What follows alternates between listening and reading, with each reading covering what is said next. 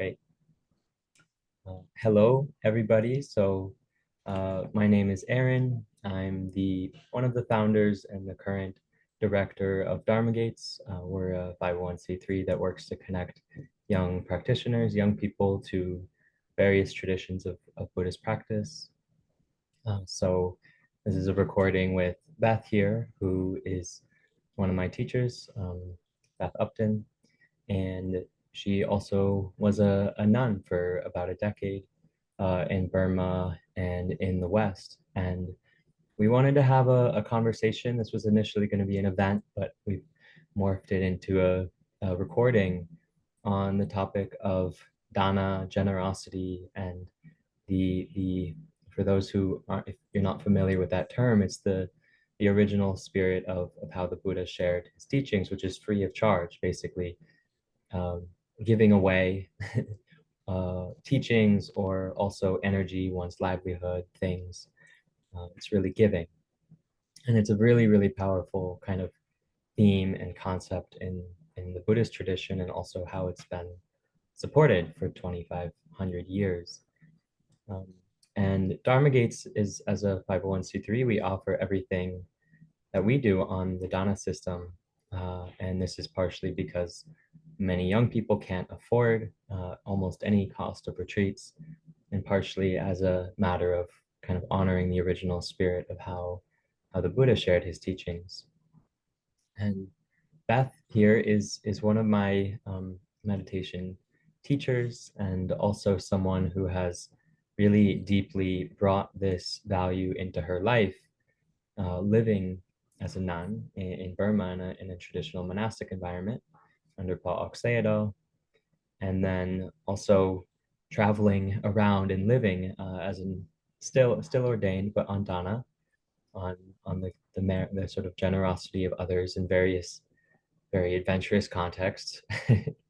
um, and then having disrobed a number of years ago, she continues to teach on dana, so just on the generosity of others, and is now working to build a community, a meditation community, which will also be run on dana. You can see a theme here. And so I wanted to record this to really, I think she has a very beautiful perspective on the importance of this and how it can really restructure how we think on many, many levels, and how we live in the world. And so I think to start, maybe we just, if you could share a little bit about your background, just briefly. I think people can find that in other podcasts, but a brief overview. And, what has your relationship to this practice been over time? I think that it's been various stages of living in a monastery on dana is very different than living in a in a cave or the other different contexts. Um, and so maybe that can be one brief-ish response of just a summary of your background and the practice. Yeah, thank you. So I think it's relevant that when I was at university, as we call it in England, when I was at university, I studied economics, and I was studying at Cambridge, so it's quite intense. And I'm now I'm not sure what was driving me to study economics for 3 years, but really got like hammered with the details of our financial system in depth and in detail, day after day after day after day. And I was studying with a lot of people who were really invested in that ideology of our financial system, and would go on to be bankers and consultants and things. But for me, it was a really powerful lesson in what I didn't want. And so it left me feeling quite motivated to try and find another way. And at that age, I didn't have any idea what that would be, but I knew definitely that I didn't want to go down that corporate track, that I didn't want the pursuit of financial wealth to be the driving force of my life. And So I was motivated to find something else, and I tried a bunch of different things in my youth. I tried working for non-profits, and nothing really fit. And then I had the idea that I wanted to deepen my meditation practice. And at that time, I really had no religious inclinations and no particular interest in ordaining, just in meditating deeply. But when I found the monastery that I ordained at, I was very welcome to stay there just as a lay practitioner and meditate for many years as well. But the thing which really drew me to becoming a nun was the fact that we had this opportunity to live without money. And it was the first time really that anybody had offered me that opportunity to live like that. And it felt like a really good fit. And I was ordained for 10 years. And probably the last 18 months, maybe, of my ordained life, I had a sense in me that I wanted a different chapter, or that I wanted to disrobe and learn some more things from living without the robes. But what kept me ordained was that rule of not using money and living by dana.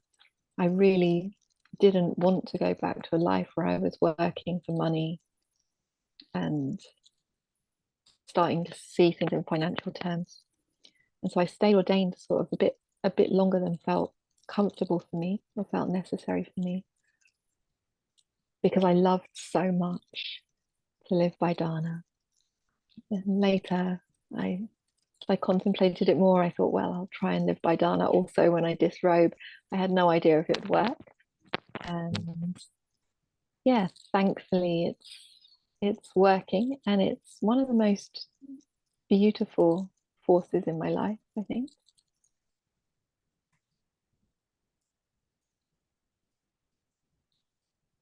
I guess that was very brief. So in Oh, that, no, it's great. It's great. So if I know this from working with you and from practicing with you that there's been a number of different stages there.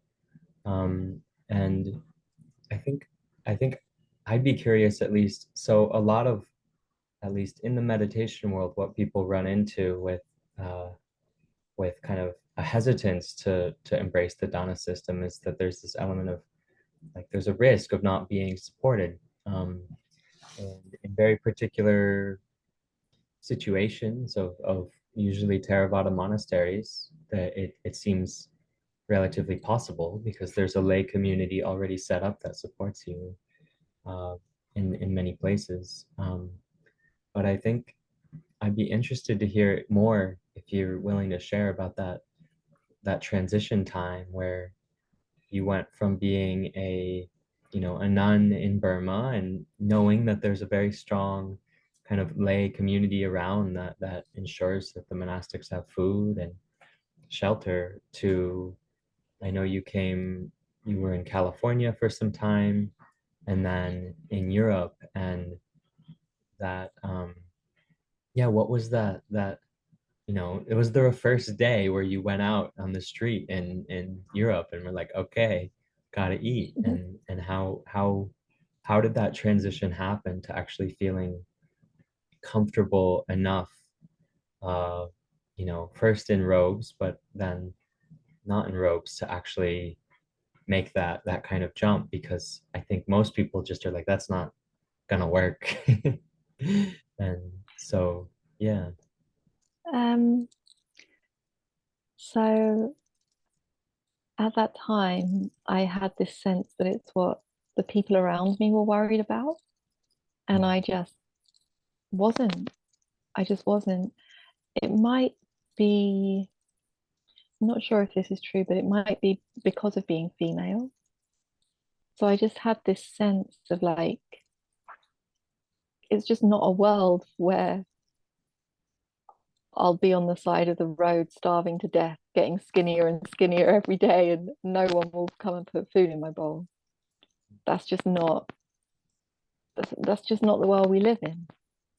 I had a basic belief in human goodness. I think the other thing is that, so we all have our raft, I like to describe it. We all have our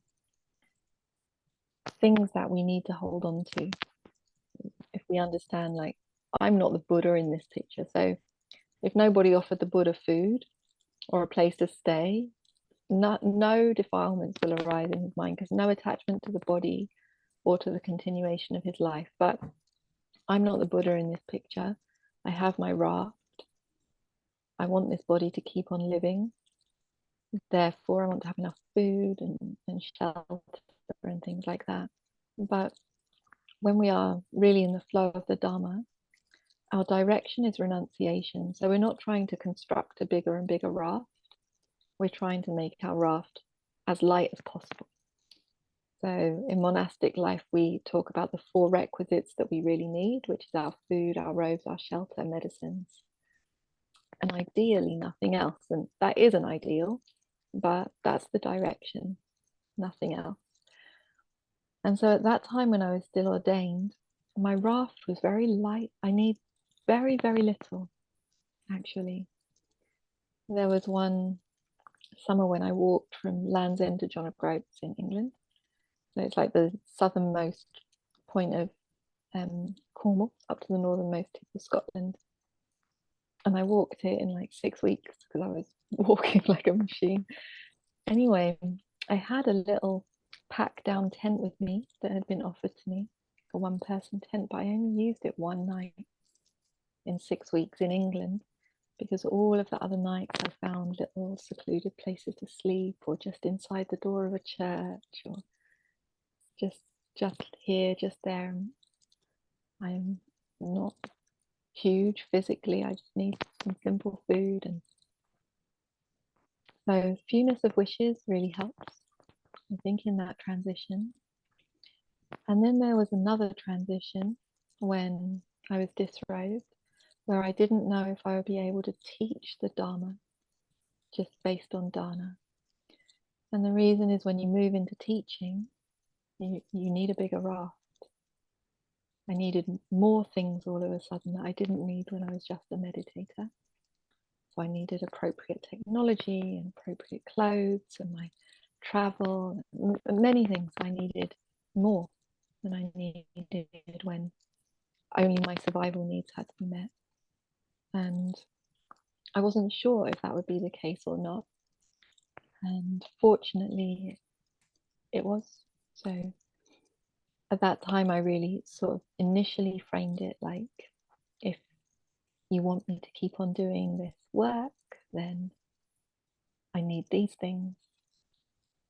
And luckily, the student base was responsive to that.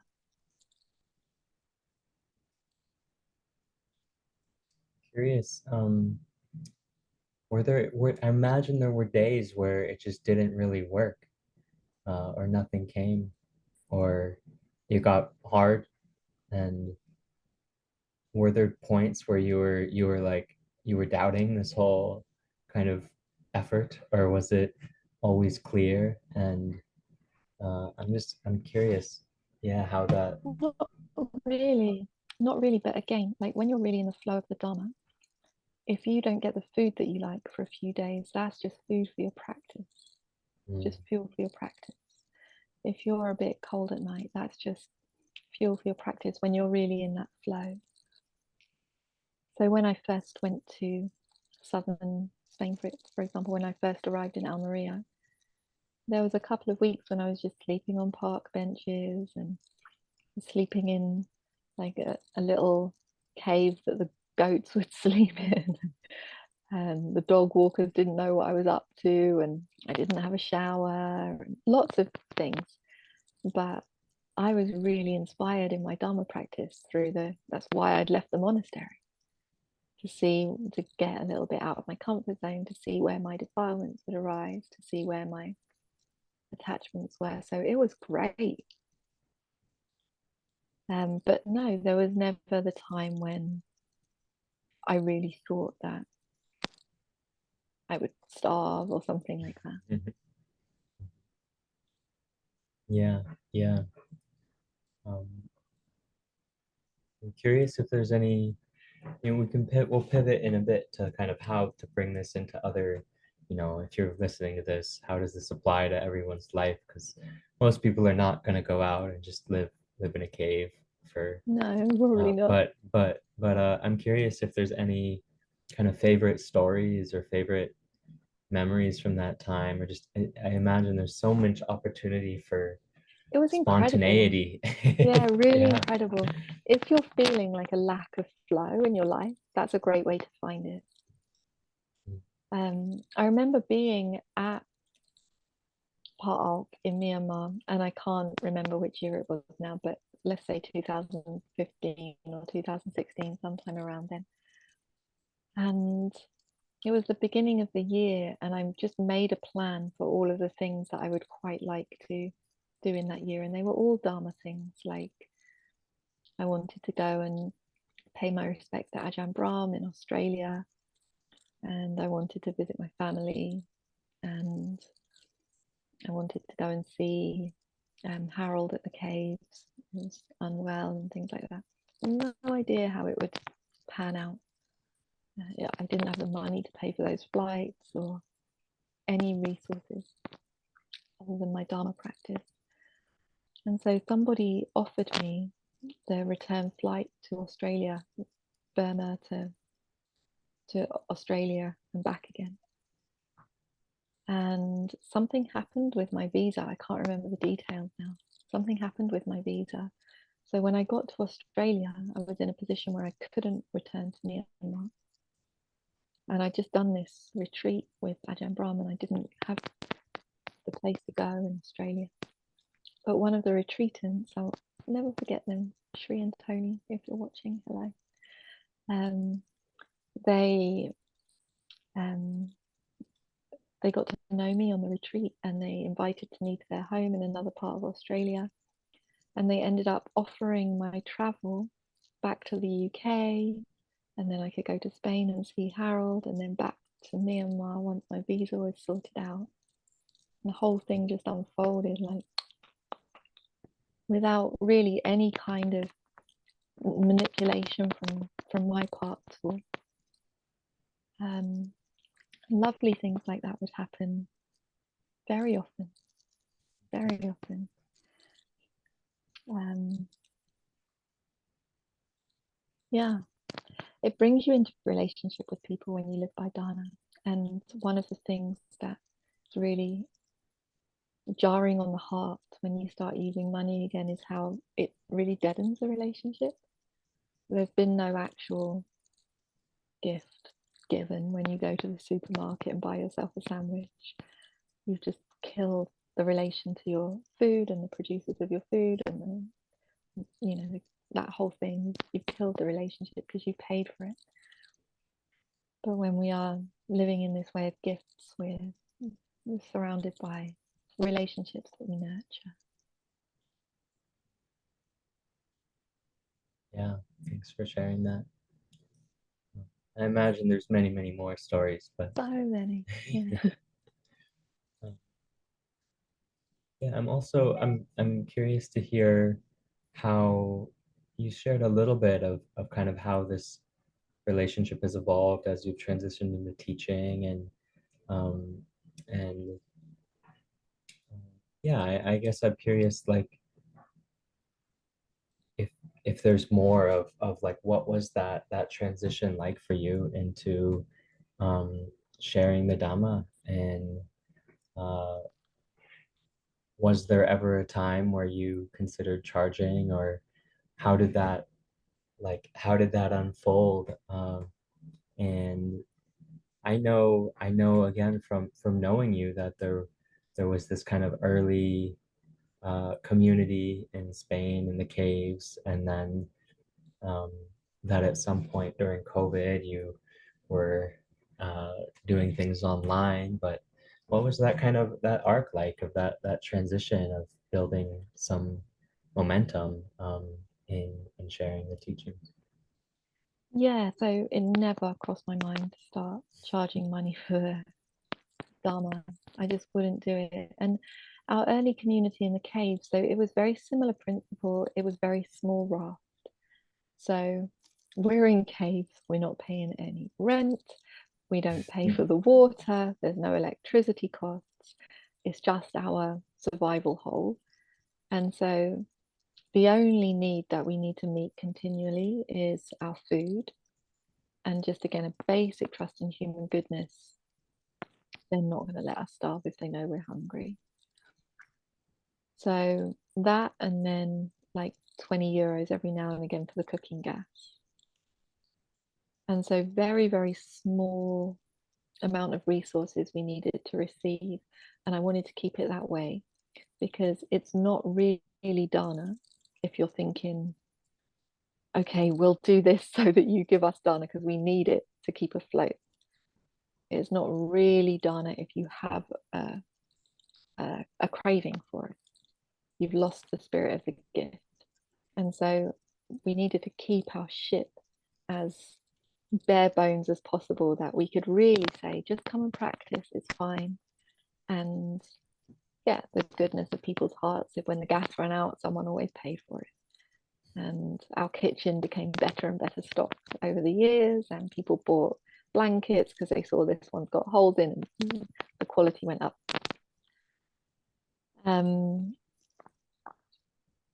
So that was relatively easy and too basic for some people's tastes there in the cave, but a wonderful time. And then, yeah, during the pandemic, I couldn't lead retreats anymore, and because it was a pandemic, and I hadn't yet set up my website for teaching online, and I didn't even really know what Zoom was at that time because tech isn't my strong suit. And so I didn't have enough money to survive. I didn't have enough resources to survive. So at that time, I did care work, which was sort of the closest thing I could find to right livelihood. And not by dana, I just did care work as a job until the pandemic passed and I could keep on teaching by dana, keep on teaching meditation by dana. And I think this is a really important point for anybody who wants to live by dana, is we need to know what is really the gift we're giving. That's the thing that should be our gift. It should be by dana. What's really the gift that we're giving? And as we give that gift, maybe it will keep us afloat, and sometimes maybe it won't. It depends what our needs are at that time, especially if you've got kids or a family or something like that. Maybe it will keep you afloat, maybe it won't. And whatever is the shortfall, sometimes we need our trade. Sometimes we need our thing that we do where we are in trade. And we see this also in the time of the Buddha, otherwise there would be no such thing as right livelihood. And sometimes we need our livelihood. And this is one, took this as a teaching from Jesus Christ, where he was a carpenter by trade. And he's doing his woodwork and making whatever he's making, and people come along and said to him, I really like your work, it's beautiful work. He said, this isn't my work, this is my trade. And there's a way in which we can all understand it's fine for Jesus to say, I'll take $20 for the table I just made and I'll buy my food with it. And it's not okay to say, okay, sit down and listen to this sermon, I'll have $20 a piece. Because one is his work and the other is his trade. And there's times in life when we might need to call in a trade, but it makes us sad to really monetize our gift. And maybe for some people their gift is care work, then don't charge money for it. At a time you might need another trade, like if you're caring for your relatives or something and struggling to pay your rent, you might also need a trade, and that's okay.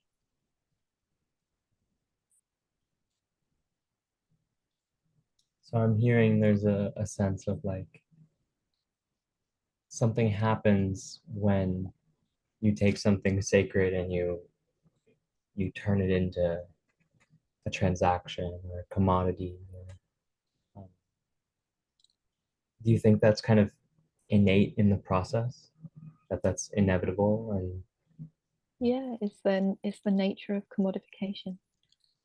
So when we give our gift, we are we're contributing to sort of a global commons, if you like, the realm of gifts that we can lend from, which should be, as a bare minimum, each other's kindness and time and attention and basic moral support.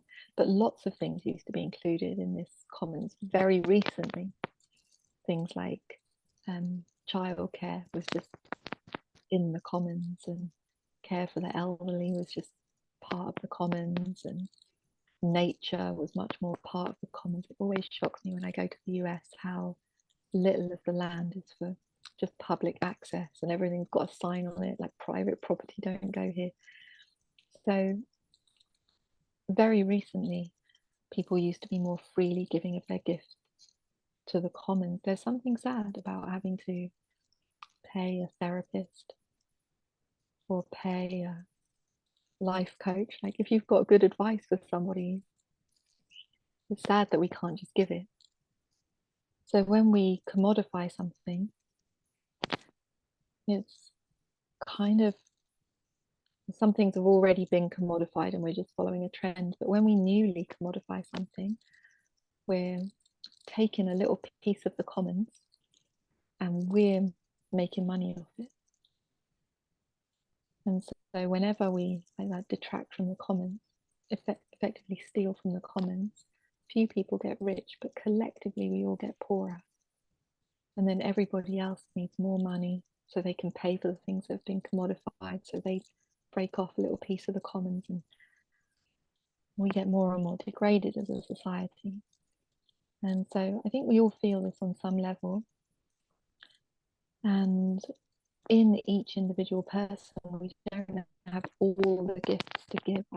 I can't go and plant all the fields full of crops and be a friend to all the people and take care of all the children, but we know what our best gift is if we really ask ourselves, what is it that I really want to give back to the world?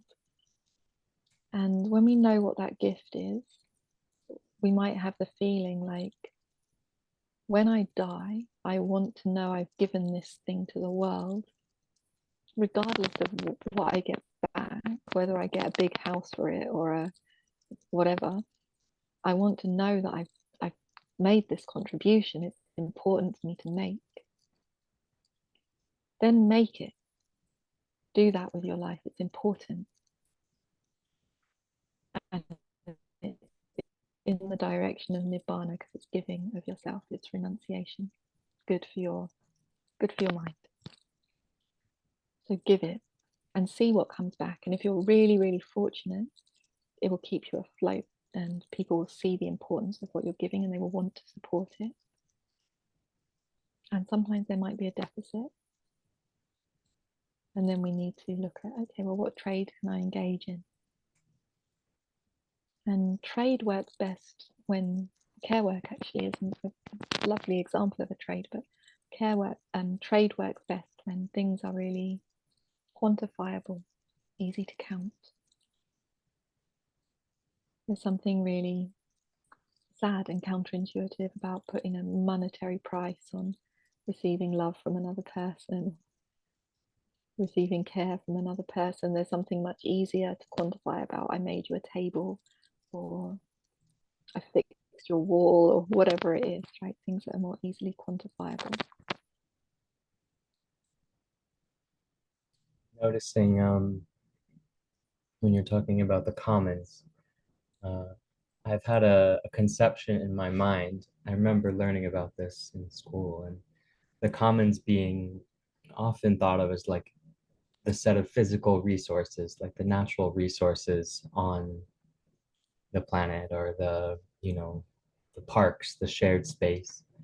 And it seems like how you're referring to it is also includes like non-material, like kind of, yeah, it's care. It's also like the Dhamma, like spiritual teachings, and it could include like what was coming to my mind was like art or like those kinds of all Yeah. of those things that we Art, can beauty, contribute to just the your attention. general. Your attention has been commodified now. Every moment of it. And it used to just be the commons. And if I got your attention, there wasn't a sense that like Facebook was getting poorer, giving me attention. But now even that. So we need to be really on guard. It's like a race to the bottom when we all just looking like what hasn't yet been commodified. I could make some money there. One way to think of it is you're giving, the Dhamma, or you're giving whatever your gift is just to the whole world. Yes, Because it's exactly. it's Exactly. And not it going to is that. be. Mm, It is that. Because if I teach you Dharma, for example, obviously it's not only going to impact you. And yeah, that is the spirit when we work by Dharma. so I guess the inverse of that is when something has a price point and then it becomes owned, right? It becomes uh, somebody's possession, and therefore it's a little bit less of the whole. The whole world has a little bit less, and so Yeah, if the and whole it's world also is, just so conducive to delusion as well of, yeah, of all of the me and mine. It is possible to own things and not have that strong delusion, but it's much more difficult.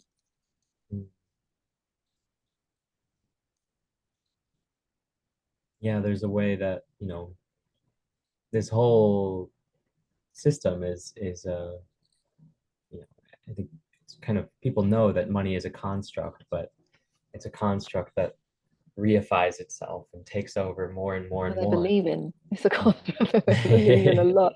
Yeah. Mhm. Yeah, and it's not good for us. It's not benign. So sometimes we hear this that money is just a tool or money is just an energy, which irritatingly is often thrown by people who have a lot of money. But it's not just an energy or just a tool. It's inherently distorting. It's inherently distorting our values. It's not just a measure of value. It's a cross point of supply and demand, but the supply has been massively distorted by huge institutional forces of defilements, and the demand also hugely distorted. And so the monetary value of something is a massive distortion of its real value. And so when we engage with it, our values cannot help but be pulled off by it. If you see a packet of biscuits costs 30 cents and you see another packet of biscuits cost £6 or something, you can't help but have your sense of the value distorted. And it's very unlikely that you're going to be thinking, I wonder how they treated their workers, and I wonder what happened and where they were growing the ingredients for these, and what do I really care about in this picture? Very unlikely. You're going to buy the biscuits. And so, yeah, we can't think of engaging with money as just a benign mode of transaction. This is not right, in the same way that we can't say that social media is just a tool or something like that. Really deeply inherently biased against us. I want to start to loop it back a little bit. So the original uh, session we had talked about holding was, the title of this series is Building a Beautiful Life. Um, Oh, and that seems like a nice inquiry of just like, what is it? We're in a situation, we're in a world in which this effort to commoditize literally everything it's has a lot of strength. There's a lot of energy moving in that direction. And yeah, what does it mean? There's outside of the radical going somewhere where you completely are not handling money, which I think Theravada monasticism might be one of the only institutions in the world where that's possible, um, to live in that way. But what does it mean, I think, for folks who, probably going to have a job, most people, and probably going to be interfacing with the financial system in various ways. But you've shared a little bit about, finding your gift, sharing something freely, and doing what you need to do to support yourself as a kind of one model for at least putting something into the world that's in the other direction. But I'm curious if there's more there on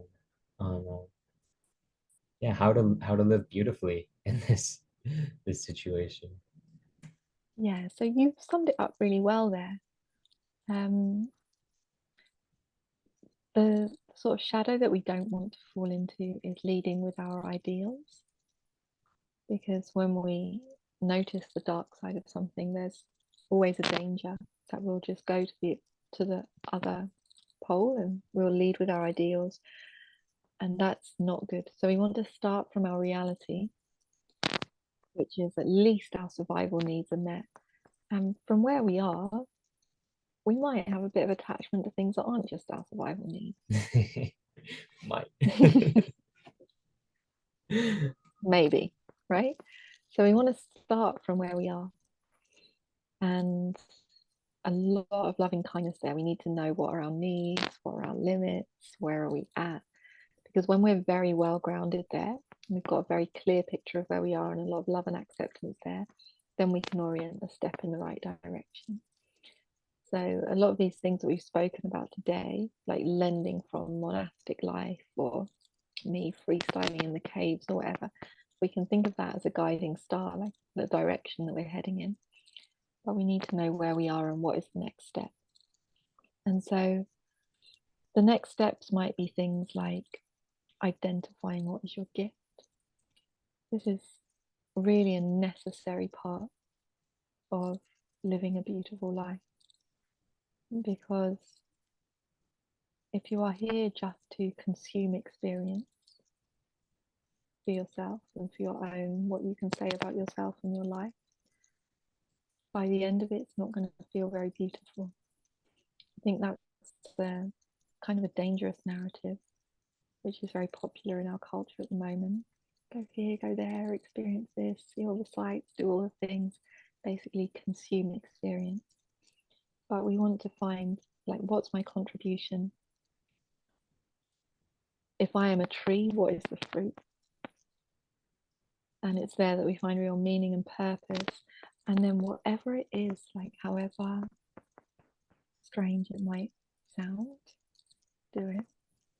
And for some people, they might want to be a wonderful parent, for example, or an artist, or a really good friend, or could be so many things. They might just love admin. What an incredible thing if you love admin. Whatever it is, figure it out, because that is what is going to fill your life with meaning. And when you're in service to something, it's a force that can sustain you through a lot of suffering. And it's inclining you in the direction of Nibbana, because we're giving of ourselves, we're renouncing of ourselves. So identify what that is and give plenty of time to thinking about it. What makes you feel enthusiastic to contribute? And then once that piece is there, then we want to think about, okay, well, what do I need in order to be able to give that gift? So if you're an artist, you might need your materials and a space and your rent and your food and whatever. And see if you do the communication around it, then are there people in your life that might be willing to provide you with those things such that you can give your gift? When you have that deal in place with people, then you better give your gift. You better give it. But we feel this. Oh, wait, this was gifted to me. Better give my gift. And if there is some shortfall, then okay, well, what's a trade that I'm reasonably good at? and it feels like right enough livelihood. And if we're lucky, then we can shift the balance of our time and energy towards our gift and away from our trade. But this sometimes needs to happen gradually over time. So when I was doing care work, for example, I had long hours sometimes from 8 a.m. to 8 p.m. But I started teaching people meditation on Zoom 2 hours before my client woke up and 2 hours after they went to bed. And just by Dharna, because it didn't feel like a day that had much of a point to it if I hadn't spoken about the Dharma to anyone. So I started doing that. And then gradually the appointments were booking out. And then I think maybe I could just not do care work next week. And I could just teach people meditation by Zoom, and I got just about enough money saved up. And just gradually, you can experiment with tipping the balance towards your gift. And if you don't yet know what your gift is, then just start being generous.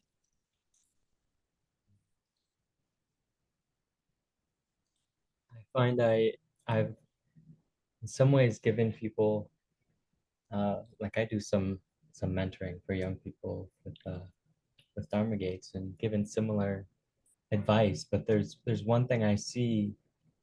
It's very, very common in the kind of spiritual people circles or meditation circles of people.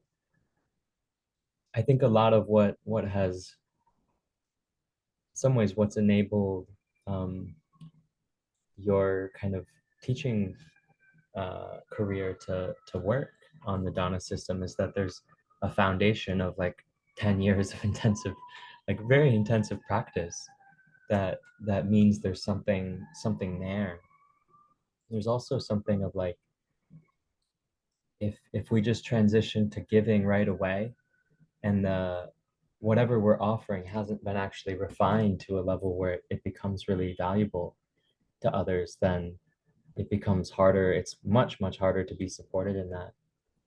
Um, and so there's something of like, you know, um, this balance of actually investing in cultivating that thing, which might also be a critical part of the picture, I think, for a lot of people. Yeah, so when we are really giving a gift, our eye is on the receiver, not on our ego, right? So if I want to cook you a meal and I think I make a great spaghetti bolognese or something, and I know just the right amount of oregano that needs to go in it, or however you call it in the US. Anyway, I know just the right amount of herbs that need to go in it. I always make it that way. I love it. And then I serve it up to you, and you're like, I don't like oregano.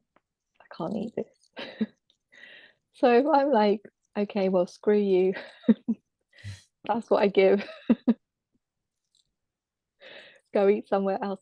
Obviously, like people aren't going to come back and want to receive my gift. And so as we start giving, and this has also been true for me, the way in which I was taught is not the way I teach. I've also had to do a lot of learning. Okay, that didn't work. All right. A lot. Our eye is on the receiver, and is our gift actually landing? Is it actually a benefit? And if not, then we refine it. We're of service. And so we need to be very open to feedback about what will actually be of service.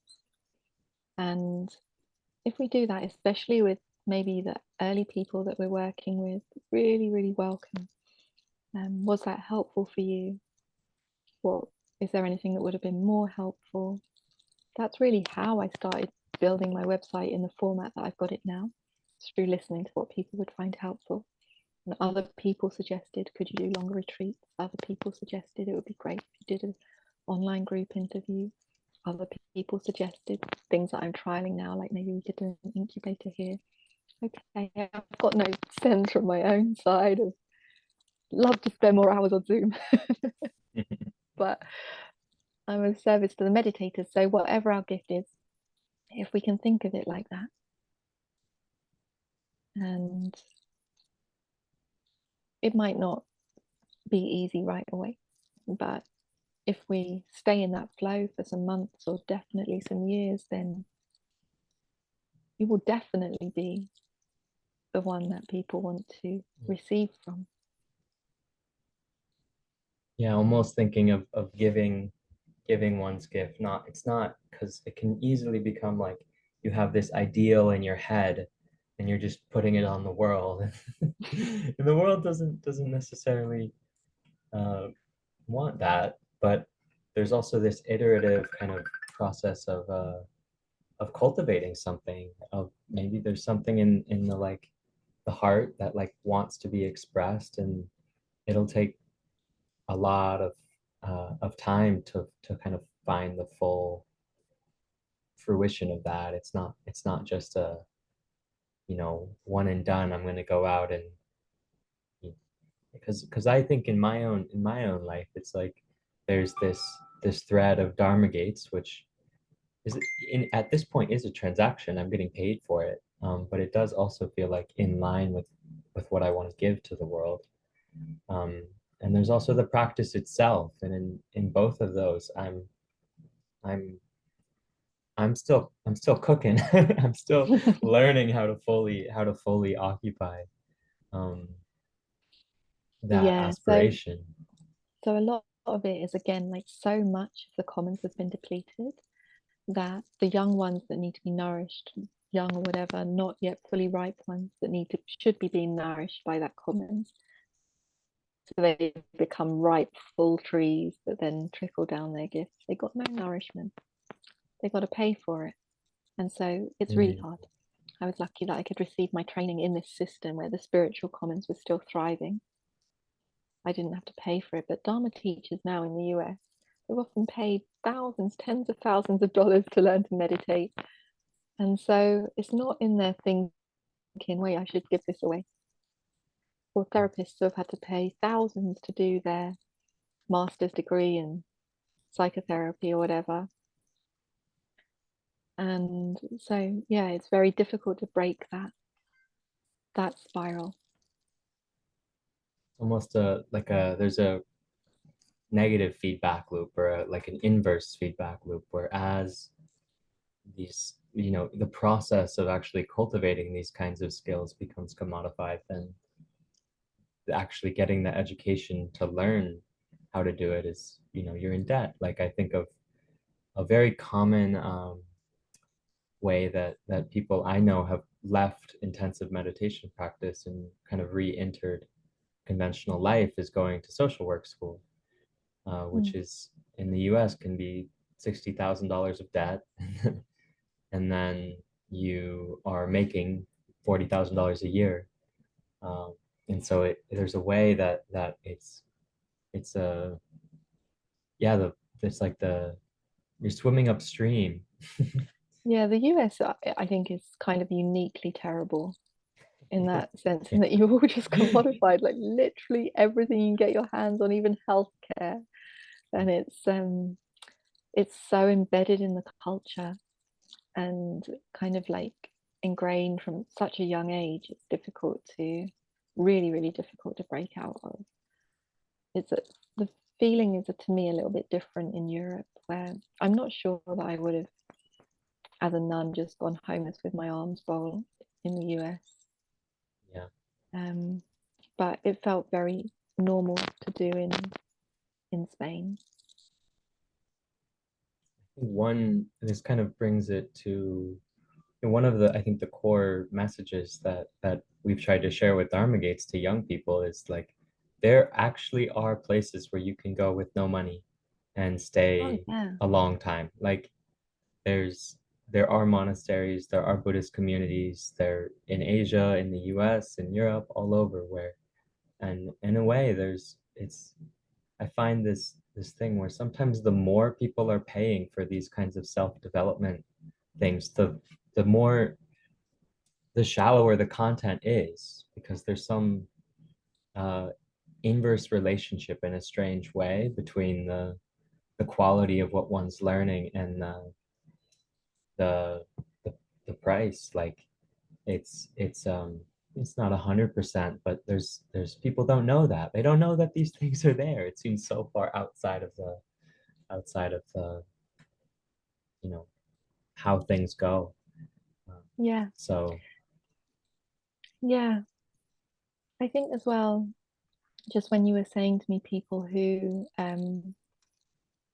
they're giving their gift and it seems like it's not really what people are wanting, or it's not yet fully ripe or something like that, that it's very possible that you give a gift of great value for a long time before the value is recognized. And it's quite a common story, especially when something is really valuable. And we always respect those people.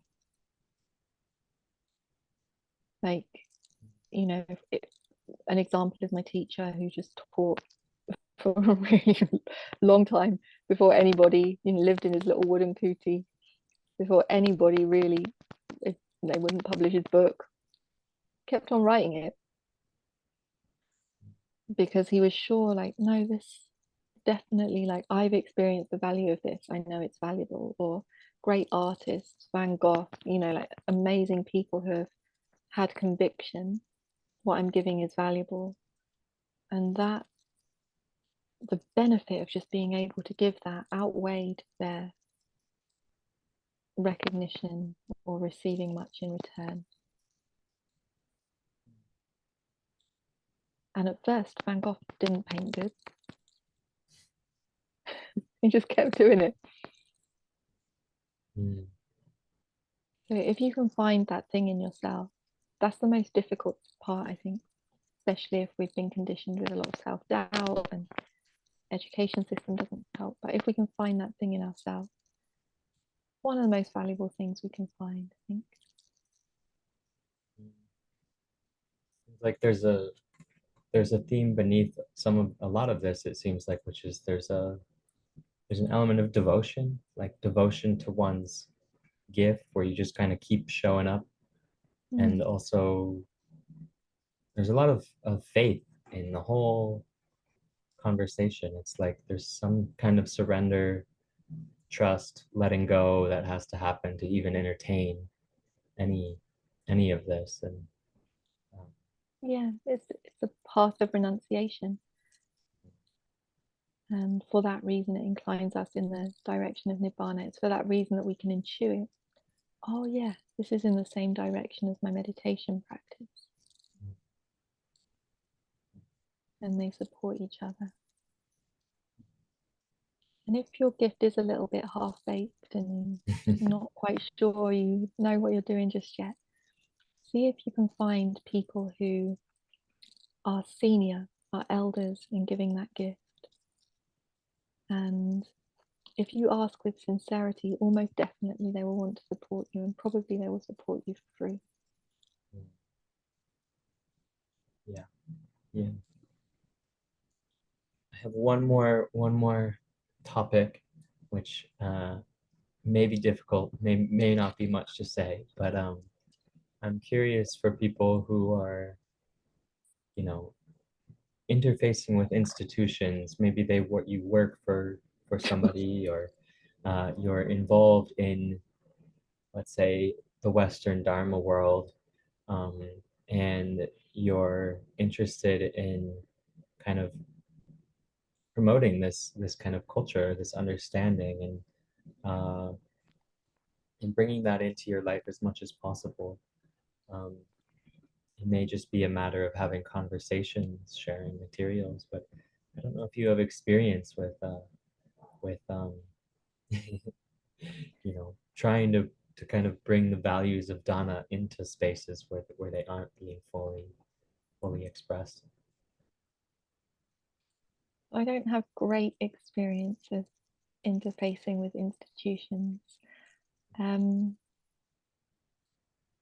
think what we need to understand about institutions is that's what they are. It's like a huge force that's been constructed by the little nudges of so oftentimes thousands of people, and it's got its momentum that is much stronger than you.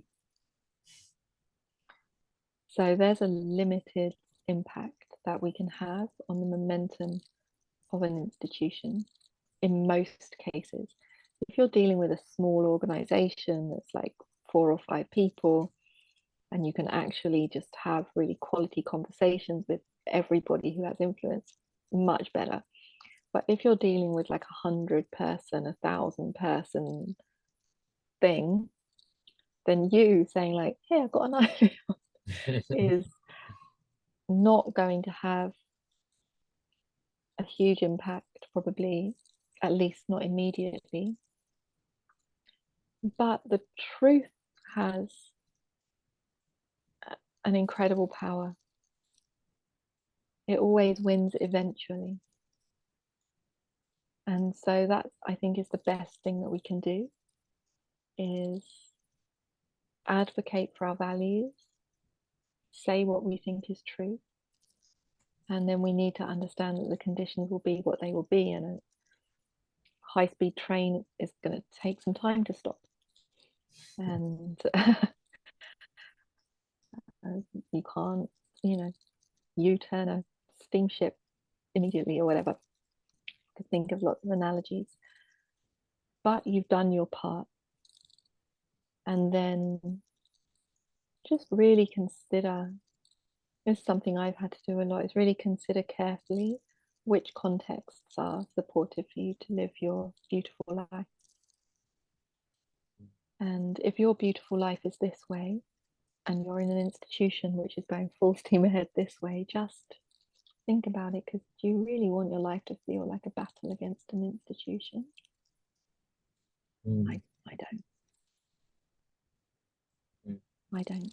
There's this beautiful fable, I give it quite often, of an Aesop's fable of this girl who has her coat on and she's going to school, and the sun and the wind have an argument about who can get the little girl to take her coat off first. And the sun says, surely I can do it. And the wind says, you're nobody, I can do it. So they have a little back and forth, and then the sun says to the wind, okay, go on, you go.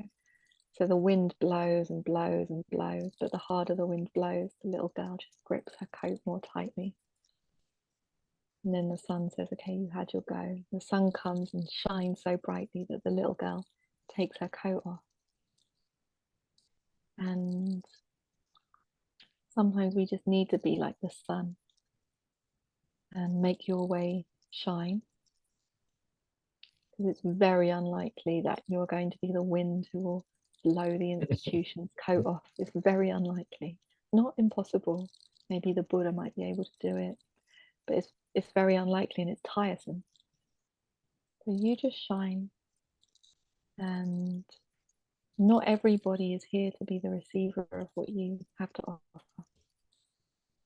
Some people are here to take part in that institution, but the ones who are here to be the receiver of what you have to offer, they'll see you shining.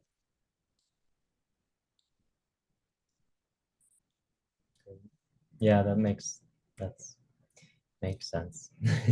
Did you ever have any good experience interfacing with institutions? No, not particularly. I mean, it's a lot of why I tried to start my own thing. Yeah. Yeah. Yeah. Let's not become the institutions. Yeah, agreed. Yeah. Yeah. I guess before we close, is there anything else kind of on this topic in this area that you feel would be beneficial for folks? Probably who are a lot of our audience is younger folks, recently out of college or very much building a life. Um, and yeah. So it's not really it's just something I want to throw out there. So the gift that I'm giving mostly is meditation teaching, but one of the things I want to give is helping people transition to live more by dharna. And I'm not really doing that so actively at the moment. There's a few ways in which I'm working with people to do that. But I'd love to hear all people's questions and challenges and why it's difficult and why it'll never work and all of this kind of thing, because that will help me refine what I want to offer. So I'd like to hear people's cynicism and rejection and all the rest of it. So if people want to contact me with that at any point, then feel free, and maybe I will do an online, like an open session about it sometime with you or through my website. Great. And I'm happy to share in the description kind of a little bit about how folks can contact you. But if there's anything you would want to share about how people might get involved either with you or give you feedback about Dana or so I know Sanditika is an emerging kind of project, and so anything you'd want to share about yeah, getting in touch. So you can find out all about me on my personal website, which is just my name, bethupton.com. And our community at the caves that I kind of referenced in this talk is now transitioning out of the caves. So we're going proper, we're going formal, and we're buying some land. But the transition time is a few years. So we've moved out of the caves, but we're having to put in a whole new infrastructure and build a whole new place. So we're not quite ready to welcome people there. But in the meantime, if you just want to stay updated about how we're getting on, then it's sanditika.org. And we should be welcoming people. I don't want to make any promises because I'm Dangerous. bureaucracy, but we will eventually Yeah. be welcoming people. Great, great. All right. Well, yeah, thank you so much. This was a wonderful conversation to get a little bit more in the weeds around this topic. And yeah, I'll share all of your website and Sanditika in the description. So thanks anybody who was watching, and yeah, have a good one.